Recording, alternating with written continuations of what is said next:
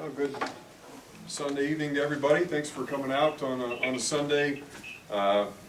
Great day for college football. Obviously, a lot of anticipation around the playoff, around the New Year's Six, and then across the rest of the bowl landscape. It's exciting now for the University of Illinois to be back a part of this really important part of the college football landscape, to be in the postseason, to have the chance to participate in a bowl game. Exciting for us, for our players, for our coaches. Obviously a very important step in the continued growth and development of Illinois football. Really proud of the men in that room, and grateful to all the hard work that they put forward to get us to this place. Congratulations to the rest of the Big Ten Conference. Continue to represent the league well. 9 bowl eligible teams this year. 3 of which will participate in the New Year's Six, which I think is fantastic. Congrats especially to Ohio State for having the opportunity to represent the Big Ten in the playoff. Obviously had a tremendous year for the Buckeyes, and had a chance to be with Gene yesterday, and wish him luck. And they'll have a great run in front of them, and we'll all be watching and cheering for them. But in terms of the Illini, really excited to be headed out west. Great chance to participate in what I think is a fantastic bowl game. The Redbox Bowl fits up very well for us. Traditional rivalry in terms of the Pac-12, Big Ten opponents.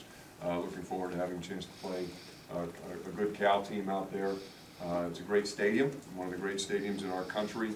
Of course, it's hosted the Super Bowl just on Friday night, hosted the Pac-12 championship. So it's a fantastic venue.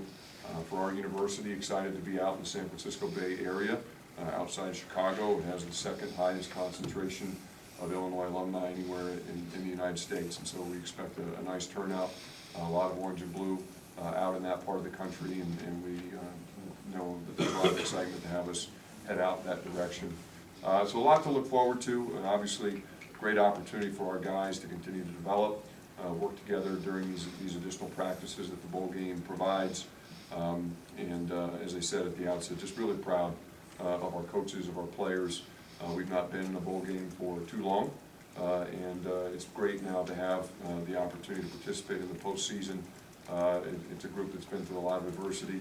They've stayed the course, and I think it's important that we don't confuse being happy with being satisfied. And we all understand that we have bigger goals for Illinois football. And really excited about the path that we're on, headed toward those goals. But the first step is to get back in the postseason and to be here now. A great opportunity in the Redbox to go out and get that 7th win, play in that 13th game.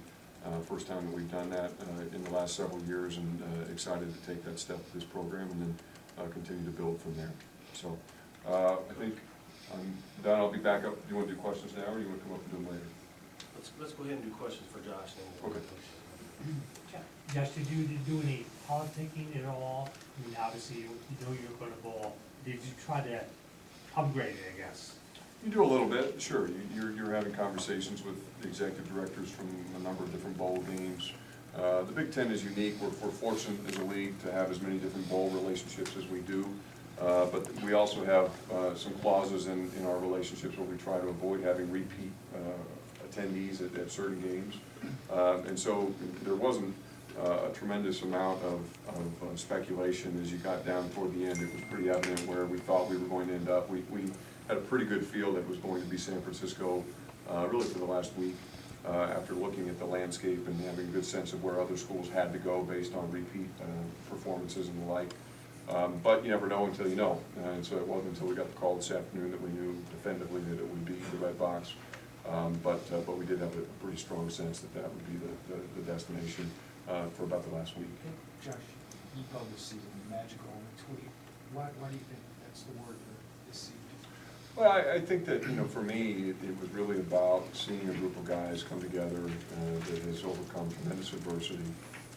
To have the 2 performances that we did against Wisconsin and Michigan State, we could have won 6 games a lot of different ways, and there's no question that we left some wins out there on the field that I think a lot of us would have liked to have gotten. But the thing you have to remember is if you win some of those games, it sort of changes the universe, right? If you go out and you beat Eastern Michigan, you go out and you maintain that lead against Nebraska, all of a sudden things may fall differently when you play the Wisconsin game. So as you look at the season, to have those 2 comeback wins, 2 of the most, I would say, transcendent wins in the history of Illinois football, to be able to get those victories in the same season at this moment in our program's history, and then to be able to capitalize on that momentum.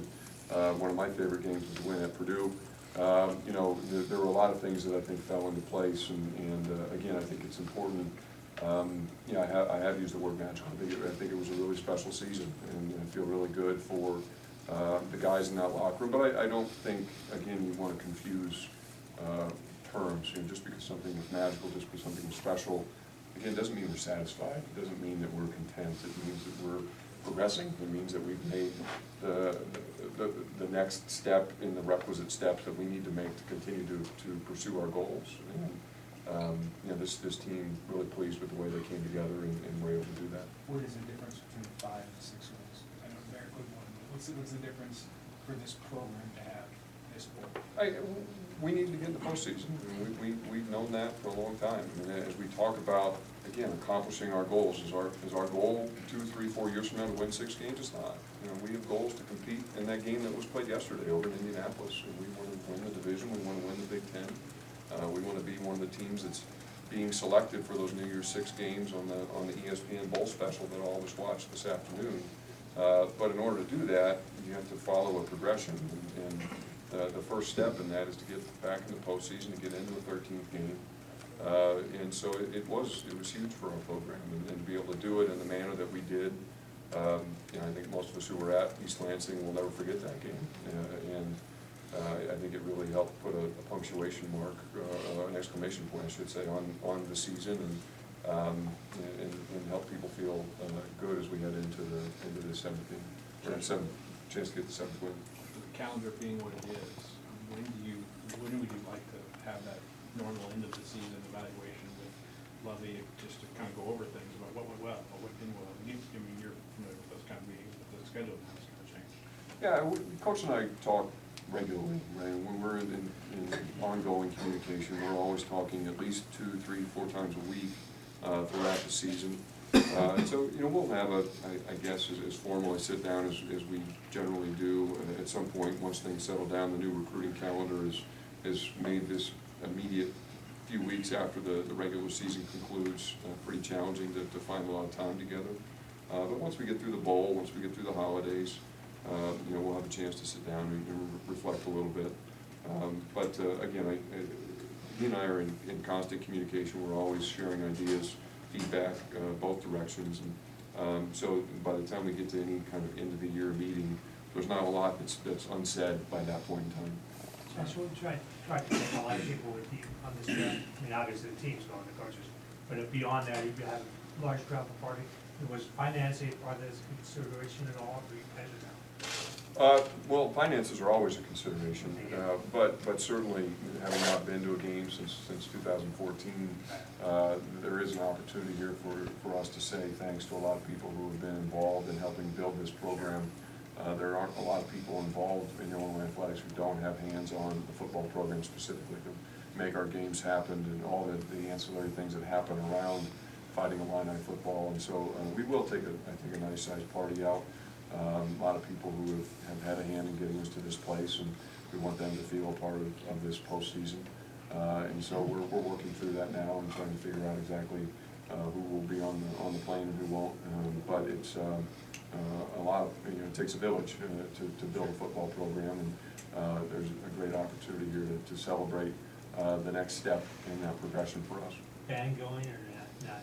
The band will go, absolutely. We're having conversations with them now about how many and in what way, but we will certainly be well represented by the band while we're out there. Josh, a year ago, you talked about momentum when you gave Lovey a 2-year extension, and you got that right this year, but what does this mean, or, you know, this bowl bid kind of mean for the future and the momentum that you can kind of generate after this? I think you kind of answered your own question. I think it is. It's just that next step in the progression is. I kind of said earlier to Jeremy, I don't see 6 wins being the bogey year after year. I think at some point we will be talking about what kind of bowl we expect to go to, not will we get into a bowl. And but before you can have those conversations, you've got to get back into the bowl business, and it feels really good for us to be back in the bowl business and to be a part of this really exciting, meaningful part of the college football season. And so, yeah, I think between the things that have happened this year, the new building being open, the things that we've seen happen on the field, some of the big upset victories, now to be in the bowl, to go out and win the bowl, I think will be important for us.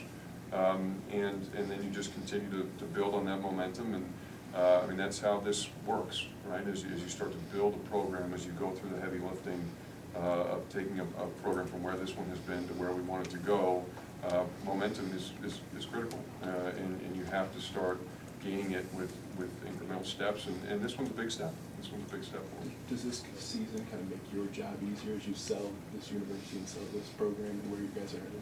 I don't know, easier or harder. I think that it certainly is a great opportunity for us to say thanks to a lot of the people who have, again, been so instrumental in getting us to this place. When you talk about that, the Smith Center across the way, there were a lot of people who stepped forward with very generous donations at a point in time where there wasn't a lot to point to, where you talk about faith, being belief without evidence, and there were a lot of people who stepped forward and showed a lot of faith without having seen tremendous evidence, and we'll be forever indebted to them because they've helped us put ourselves onto this path, and so I think there are a lot of different emotions I think that you feel when you get a step like this one in a program's development. But certainly gratitude and gratefulness is one of them, not an insignificant one. And so that's been a big part of our communication here over the last several weeks as well. Has just been taking the opportunity to reach out to some people who have been with us through the hard times, and just making sure they appreciate the moment that we're enjoying together, and that they are understanding of how grateful we are for their support. Do you see any similarities between the last 2 years when you were prepared to go into the micro? You see both? I do. There's no question. I think that the story's been pretty well told at this point, but for us to move through several seasons of challenge, similar to what we did when I was freshman, sophomore here, and then to have kind of your breakout season, I think is very similar. To have a couple big upset victories as part of that breakout season, I think are a part of it. And so I think there certainly are similarities, and we've just tried to stay the course. And I think the thing that I admire as much about Coach as anything is just his ability to stay in the same place. I go in and see him every Sunday morning during the season, and whether we win or lost, I know I can expect to see the same person, and I know our team is seeing the same person as well. And I think that helps you navigate what can be a pretty emotional season. A lot of highs, a lot of lows. And one of the secrets to success, I think, for Coach and for our football program has been making sure that we enjoy the highs and that we understand the lows, but we always, I think, fairly quickly come back to center. And that, I think, has allowed us to build through some of the challenge. Josh, you I think talked. this will be a good time for Coach. Josh is going to stick around for some questions, but I know Coach, we're going to get him on the road. You got one more? Tonight. Go ahead. Okay. You talked about staying the course in faith. I'm curious how tough that was for you at 2-4. In October there, when this team was not on a good projection. Staying the course, having faith, that part's not hard. That's because I know who we have as a leader. I know who we have in the locker room. I know, and you've heard me say some of these things, right? I mean, I knew when we were sitting at 2-4 and we got together and talked about the Ireland trip. I told you that we had a group of people over there who was doing everything possible to turn it. And I knew it from the time that I'd spent in the building. I knew it from the conversations that I was having, from attending the practices, from being on the planes, from being in the hotels. So it wasn't hard for me to have faith that the program was changing. But that doesn't mean that it makes it any easier to watch the team go out and struggle. And so more than anything, the emotions that I've experienced this year have really been I'm just so excited and happy for our football program and specifically for the people who are involved in it. It was hard not to tear up after that Wisconsin game, just knowing all that has gone into making a victory like that possible. And to see the emotion and the enthusiasm after the Michigan State game, and again, just having had a firsthand glimpse of the sacrifice and the challenge that's required to get to that place. Just so proud and happy for the players, for the coaches. So faith isn't hard for me because I see what's happening every day behind the scenes. But that doesn't make the day-to-day struggle of it any easier. And so it's been really rewarding for me, but especially for these guys to just see the results start to come. And again, it's not finished. There's a difference between being happy and being satisfied.